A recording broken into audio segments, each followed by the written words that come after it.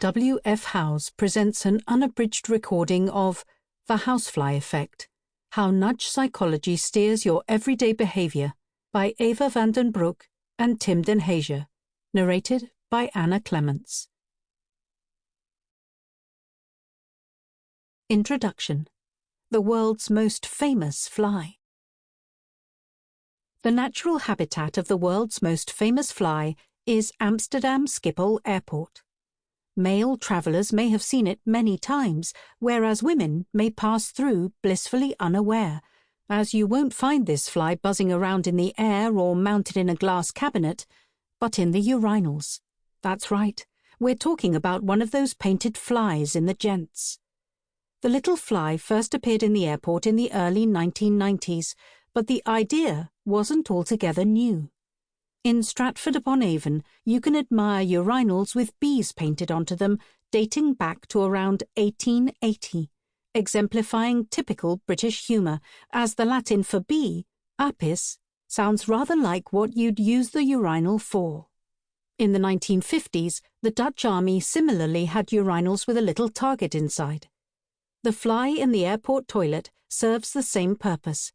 It gets men to aim more accurately, which doesn't happen otherwise, especially with jet lag in transit, requiring cleaners to come and go with mops and buckets, in turn raising costs for the airport and inconveniencing flustered travellers faced with a closed toilet.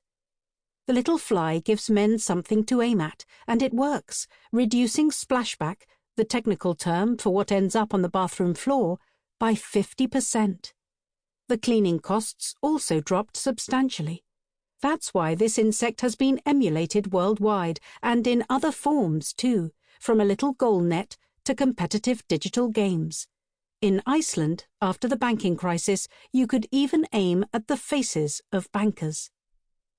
Nevertheless, the fly is far more famous in a field completely separate from hygiene, that of the behavioural sciences. Such a simple fake fly defies every classic rule of behavioural change.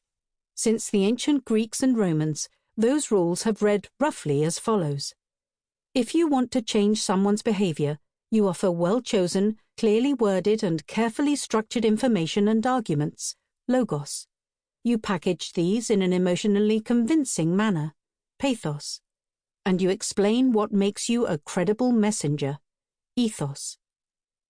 It sounds as if it might work, and sometimes it does, but often it doesn't. No matter how clearly you explain to people. Sample complete. Ready to continue?